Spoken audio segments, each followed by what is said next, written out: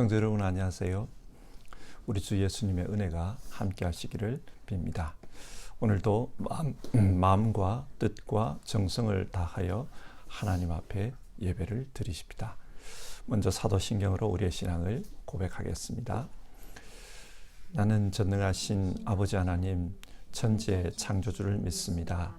나는 그의 유일하신 아들 우리 주 예수 그리스도를 믿습니다. 그는 성령으로 잉태되어 동정녀 마리아에게서 나시고 본디오 빌라도에게 고난을 받아 십자가에 못 박혀 죽으시고 장사된 지 사흘 만에 죽은 자 가운데서 다시 살아나셨으며 하늘에 오르시어 전능하신 아버지 하나님 우편에 앉아 계시다가 거기로부터 살아있는 자와 죽은 자를 심판하러 오십니다. 나는 성령을 믿으며 거룩한 공교회와 성도의 교제와 죄를 용서받는 것과 몸의 부활과 영생을 믿습니다. 아멘.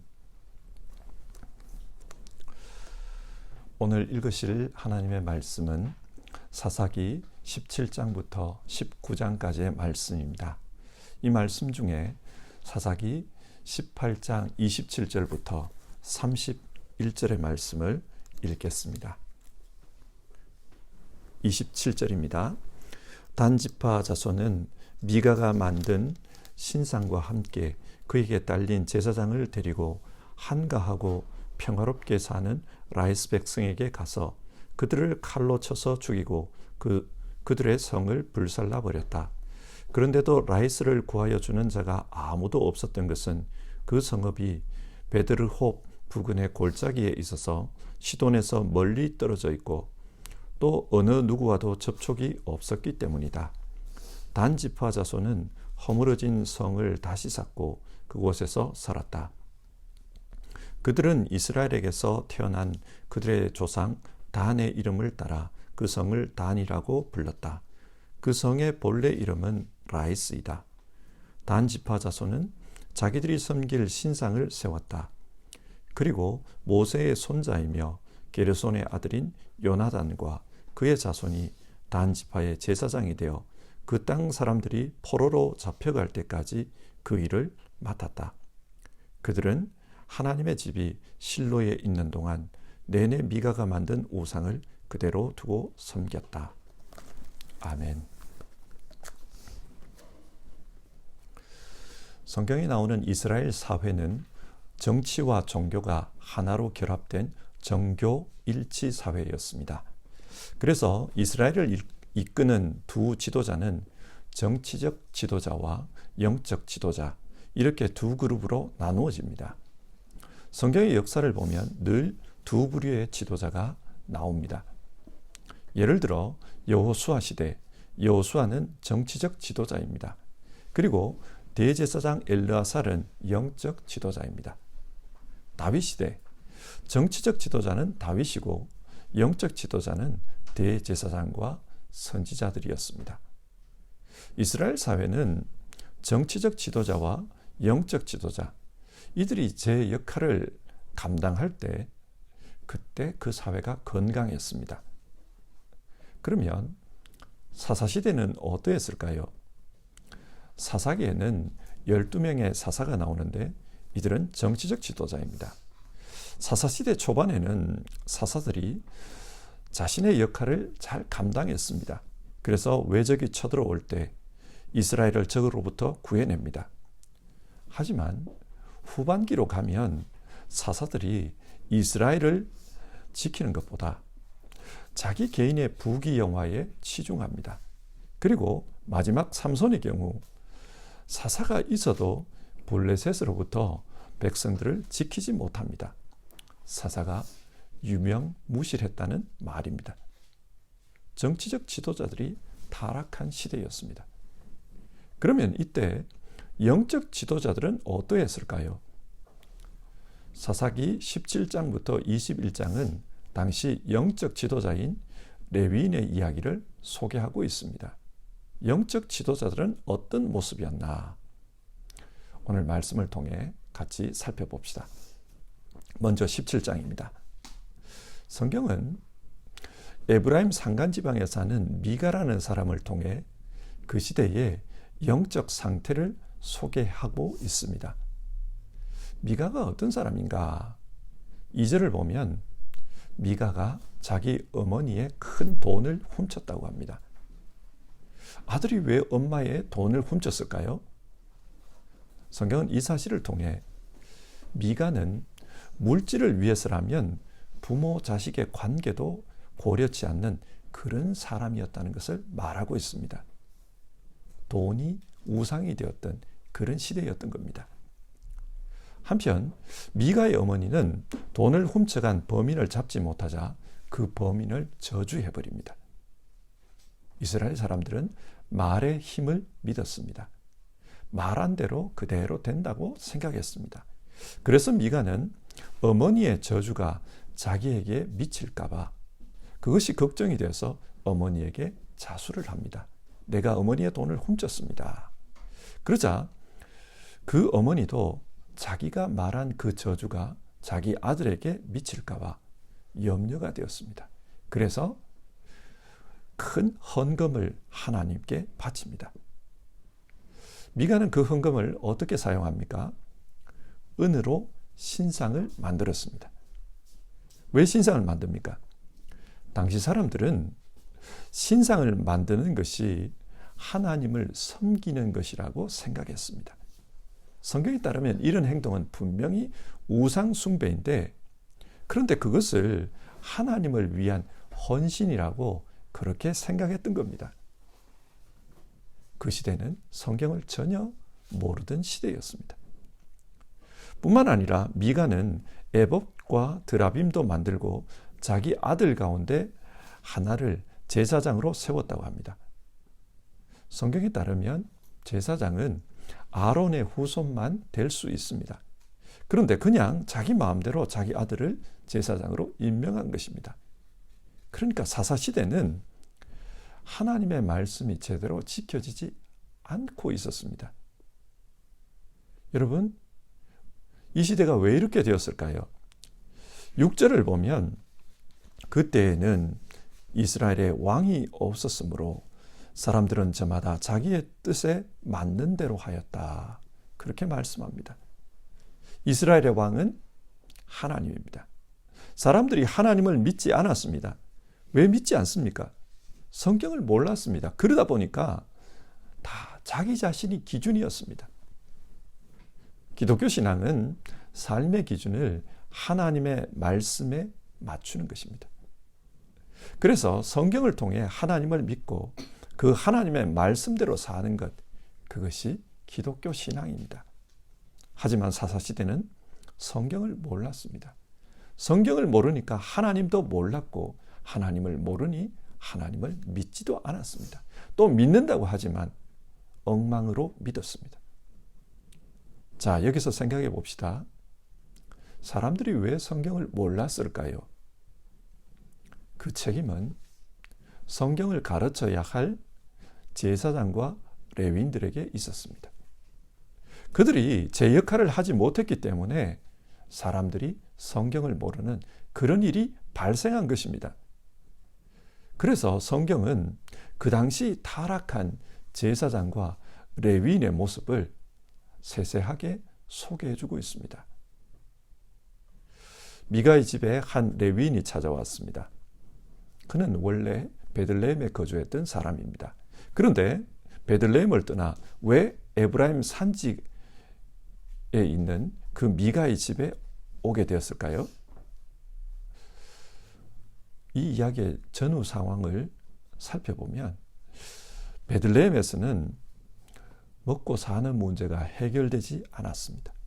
생계 문제가 해결되지 않았던 이유는 베들레헴 사람들이 하나님에게 제사하지 않았기 때문입니다.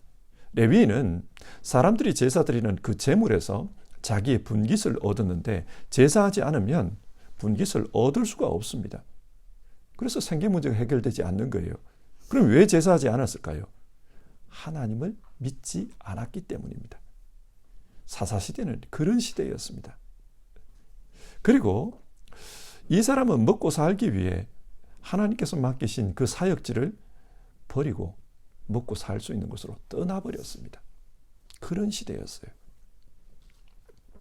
그런데 미가가 이 레위인에게 먹고 사는 문제를 해결해 주겠다, 그렇게 말합니다. 그러면서 자기와 자기 집안을 위해 제사장이 되어달라 요구했습니다. 왜 제사장이 되어달라고 합니까? 13절을 보면 그 이유가 나오는데요. 미가는 자기가 이제 레위 사람을 제사장으로 삼았으니 주님께서 틀림없이 자기에게 복을 주실 것이라고 생각하였다. 미가는 돈을 우상으로 섬기던 사람이었습니다. 그래서 어머니의 돈도 도둑질하던 사람이었습니다. 그런데 레위인이 자기를 위해 제사장으로 일해주면 하나님으로부터 큰 복을 받을 것이다, 그런 기대를 한 것입니다. 그래서 자기 집에서 자기를 위해 자기가 만든 우상, 또 자기가 만든 드라빔과 에봇으로 하나님께 제사하라고 합니다. 자, 보십시오. 미가도 문제지만 생계를 위해 우상으로 하나님을 섬기는 이 레위인도 문제입니다. 성경을 아는 레위인이라면 이렇게 해서는 안 된다는 것을 누구보다 잘 알았을 것입니다. 그러나 이 레위인은 먹고 살기 위해서 타협해버립니다. 이 시대의 영적 지도자의 모습이 이러했다. 성경은 이 한 단면적인 일화를 통해서 그렇게 말합니다. 그러다 보니 사사시대가 타락할 수밖에 없었다는 거예요. 이어서 18장의 내용을 살펴봅시다. 18장은 단 지파가 원래 부여받았던 그 기업을 떠나 라이스를 공격하는 그 이야기가 나옵니다. 단 지파가 원래 부여받았던 그 기업은 블레셋 땅과 가까운 곳에 있었습니다. 그런데 블레셋은 너무 강한 민족이어서 단 지파는 그 땅을 정복하지 못했습니다. 그렇기 때문에 새로운 땅을 찾아 떠나야만 했습니다. 그래서 새로운 땅을 찾기 위해 정탐꾼 5명을 파견했는데 그 정탐꾼들이 여기저기 떠돌다가 이 미가의 집까지 오게 된 것입니다. 그리고 그곳에서 앞에 살펴본 이 레위인을 만나자 하나님의 뜻을 여쭈어보라고 합니다. 당신은 레위인이니까 하나님의 뜻을 여쭈어보십시오. 우리가 새로운 땅을 찾고 있는데 새로운 땅을 찾는 일에 성공할지 못할지 그것을 한번 여쭈어보십시오. 여러분, 하나님의 뜻이 무엇이겠습니까? 여호수아서와 사사기의 내용을 보면 하나님은 힘들더라도 하나님께서 나누어준 그 땅, 그 기업을 차지하라고 했습니다. 그 기업을 차지하기 위해서 싸우라고 했습니다. 그러나 단 지파는 그런 수고를 포기한 겁니다. 그렇게 수고하지 않고 대신 쉽게 얻을 수 있는 땅은 없을까? 그런 생각을 하면서 지금 정탐하고 있는 겁니다. 자, 이 상황에서 이 레위인은 무엇이라고 대답했습니까? 6절을 보면 평안히 가십시오. 주님께서 여러분이 가는 그 길을 인도하실 것입니다. 그렇게 대답해 줍니다. 사실 성경을 보면은 이 레위인은 하나님의 뜻을 묻지 않았습니다. 대신 단 지파 사람들이 듣고 싶어하는 그 말을 대답해 준 것입니다. 이 사람은 하나님의 눈치를 살피는 사람이 아니고 사람의 눈치를 살피는 사람이었습니다.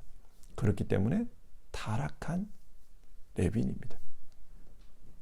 그런데 문제는 단 지파 사람들이 이 타락한 레위인의 말을 하나님의 뜻으로 받아들였다는 사실입니다.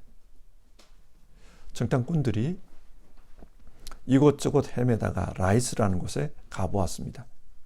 라이스는 헤르몬산 기슭에 있는 곳으로 요단강이 시작되는 곳입니다. 그러니까 물이 많은 곳이죠. 7절에 따르면 이곳은 정말 사람이 살기 좋은 곳이라고 합니다.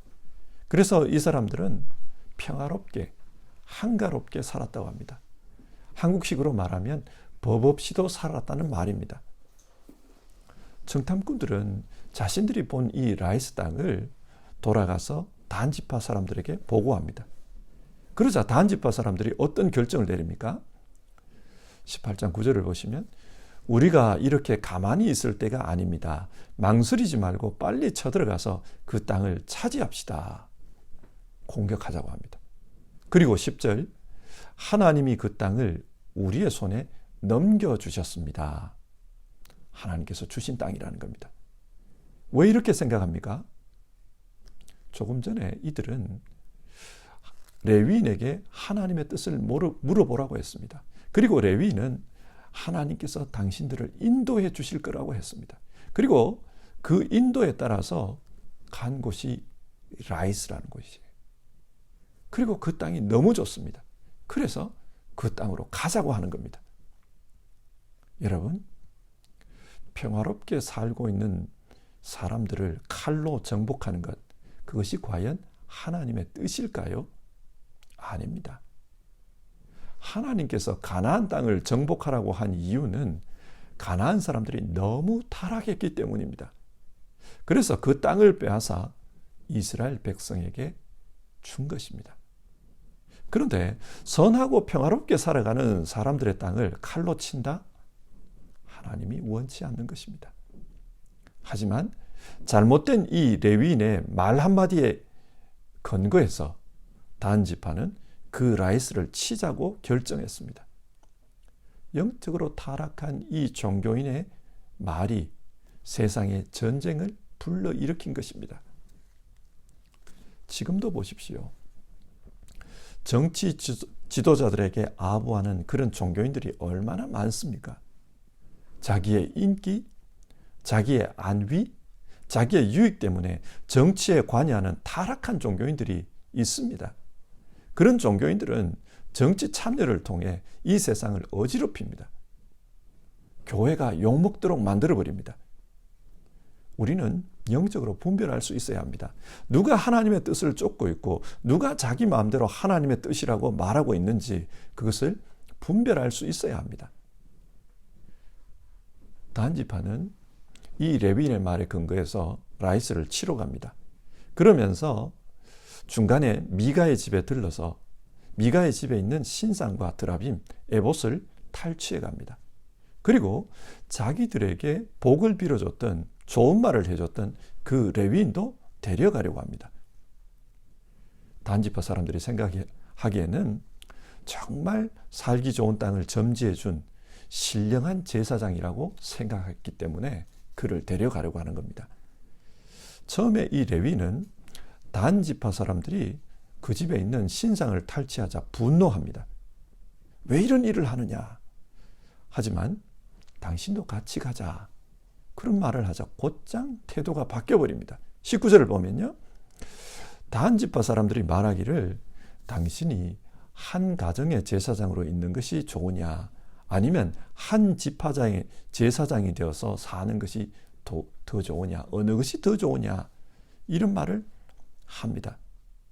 이걸 우리식으로 바꿔보면 당신 시골 교회에서 목회하는 게 좋냐? 아니면 서울에서 큰 교회에서 목회하는 게 좋냐? 어느 것을 결정할 거냐? 선택할 거냐? 결정해라. 그렇게 말한 것입니다. 그래서 이 레위인은 단지파 사람들의 제안을 받아들이고 신이 나서 따라갑니다.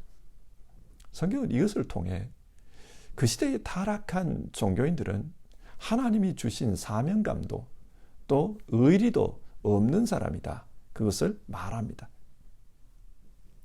그런데 이 종교인이 그곳에 따라가서 무슨 짓을 했다고 합니까? 30절을 보면 이스라엘이 망해서 포로로 잡혀갈 때까지 그곳 단에서 우상을 섬긴 이야기를 언급하고 있습니다. 북이스라엘에는 베델과 단에 금송아지 우상이 있었다고 합니다. 그리고 이것이 문제가 되어서 주전 722년에 북이스라엘이 아시리아에게 망합니다. 포로로 끌려갑니다. 그런데 그런 금송아지 우상 숭배, 그것이 언제부터 어떻게 시작되었는가? 그 단초는 오늘 말씀이라는 거예요. 오늘 말씀에 따르면 단에서 우상 숭배를 시작한 사람이 누구냐? 모세의 손자였던 요나단이라고 합니다. 모세의 손자가 이 짓을 한 겁니다. 모세는 우상으로부터 이스라엘을 구해낸 그런 사람인데 그의 손자가 이스라엘의 단에서 우상 섬기는 그 일을 하는 단초를 제공했다. 그렇게 말합니다. 이스라엘 민족이 생각해 보면 이거는 충격적인 일입니다. 어떻게 이런 일이 일어났을까? 레위기 19장은 또 다른 타락한 레위인의 이야기를 소개하고 있습니다. 이 레위인은 첩을 거느리고 있었어요. 어떤 일이 일어나서 그 첩과 별거를 하게 되었고 그 첩을 데려오기 위해서 자기 종과 나귀 2마리를 이끌고 베들레헴에 갔다고 합니다. 레위인이 첩을 거느렸다. 레위인이 종을 거느리고 2마리 나귀를 끌고 갔다. 무슨 말입니까? 굉장히 부자였다는 말입니다. 어떻게 에브라임 산골짜기에 사는 레위인이 이런 큰 부를 누릴 수 있었을까요? 타락한 종교인입니다. 성경은 타락한 종교인의 모습을 이런 식으로 소개하고 있습니다. 그리고 이 레위인이 자신의 첩을 데려오다가 베냐민 땅 기브아에서 아주 악한 일을 당했습니다. 손님으로서 어느 한 노인의 집에 머물고 있었는데 그 마을에 청년들이 찾아와서 이 레위인을 끌어내라고 합니다. 왜 끌어내라고 하는가? 관계하겠다는 거예요. 관계하겠다는 말은 성관계하겠다는 말입니다. 동성애를 의미합니다. 소돔 사람들이 했던 것과 똑같은 일을 이들이 하려고 했던 겁니다. 무슨 말입니까? 이 당시 이스라엘이 얼마나 타락했고 얼마나 부패했는지 그것을 말하고 있는 겁니다. 왜 이런 일이 일어났습니까? 신앙적으로 완전히 붕괴되었기 때문에 이런 일이 일어났습니다. 그러면 왜 신앙적으로 이렇게 붕괴되었는가? 타락한 레위인들의 책임이 크다는 말입니다. 이 레위인은 자기 살기 위해서 자기와 관계하겠다는 그 사람들에게 자기 첩을 내줬다고 합니다. 그래서 그 첩은 밤새도록 윤간당했고 새벽녘에 그 문칸 앞에서 죽어 있었습니다. 이 일이 너무 화가 나서 레위인은 그 첩의 시체를 12도막 내어서 12지파에게 보냈고 이 일로 인해서 이스라엘에 전쟁이 일어났습니다. 그래서 베냐민 지파가 거의 몰살할 지경까지 가게 되었다. 그 이야기가 20장과 21장에 기록되어 있습니다. 자, 오늘 말씀을 한번 정리해 봅시다. 성경은 사사시대 당시 타락했던 사회상을 이야기하면서 그 원인이 어디에 있나? 영적으로는 제사장과 레위인들에게 있었다. 그것을 말합니다. 타락한 종교인들이 이스라엘을 영적으로 붕괴하게 만들었다는 겁니다. 그리고 그 영적 붕괴가 이스라엘의 부패로 이어졌다. 그것을 이야기하고 있습니다. 여러분, 오늘 이 말씀이 우리에게 무엇을 교훈합니까? 성경은 우리 그리스도인들을 왕같은 제사장, 영적 제사장이라고 부릅니다. 그리고 예수님은 이 영적 제사장인 그리스도인들에게 너희는 세상의 빛이다. 너희는 세상의 소금이다. 그렇게 말씀하셨습니다. 이 세상이 어둠 속에 빠지지 않도록 불을 밝혀야 될 사람은 바로 하나님을 믿는 그리스도인이라는 것입니다. 그리고 이 세상이 부패하지 않도록 그 역할을 해야 될 것은 성경을 아는 그리스도인이라는 것입니다. 세상이 어둡게 되었고 세상이 부패했다면 그것은 단지 잘못된 정치들만의 책임이 아니라고 합니다. 정치들만 잘못한 것이 아니라 영적 제사장들이 자기 책임을 다하지 않았기 때문에 그런 일이 일어난 것이다. 성경 그것을 우리에게 이야기하고 있습니다. 오늘 이 말씀을 읽으며 우리 그리스도인들의 사명과 책임을 생각해 봅시다. 때로는 신앙하는 것이 별거인가 그렇게 생각하는 사람들이 있습니다. 세상에서 그리스도인으로 산다는 것이 뭐 특별한 일인가 그렇게 생각하는 분들이 있습니다. 그러나 여러분, 우리 그리스도인들이 이 세상에서 제 역할을 못하면 세상이 부패합니다. 우리가 이 세상이 썩지 않도록 소금이라는, 그 역할을 하는 소금이라는 것을 기억합시다. 우리 한 사람 한 사람이 바르게 신앙하고 하나님 앞에서 바르게 사는 것, 그것이 얼마나 중요한지를 오늘 성경은 우리에게 교훈하고 있습니다. 우리의 사명을 생각하며 이 시간에 함께 찬송하고 기도하는 시간을 가져봅시다. 찬송가 323장 부름받아 나서니 몸, 우리 1절 부르고요. 그리고 같이 기도하는 시간 가지겠습니다.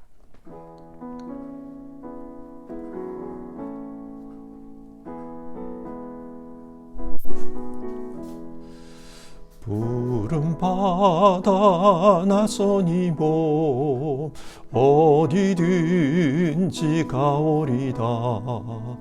괴로우나 즐거우나 주만 따라가오리니 어느 누가 막으리까. 죽음인들 막으리까. 어느 누가 막으리까. 죽음인들 막으리까. 아멘. 오늘 말씀을 생각하면서 우리 같이 기도합시다. 주님, 이 세상 속에 살면서 우리의 책임을 다할 수 있게 도와주시옵소서. 우리가 바르게 신앙하는 것이 우리의 가정에서 또 교회에서 세상에서 얼마나 중요한 것인지를 알고 그 책임을 감당하게 하옵소서. 하나님, 정말 하나님 바르게 믿고 영적으로 깨어있는 우리 되게 하옵소서. 그것이 우리 자신과 우리 가정과 교회와 세상을 살리는 길임을 알게 하옵소서. 그리고 하나님, 우리 시대의 교회와 우리 시대의 교역자들을 불쌍히 여겨주시옵소서. 우리 그렇게 기도해 봅시다. 사랑하신 하나님 아버지,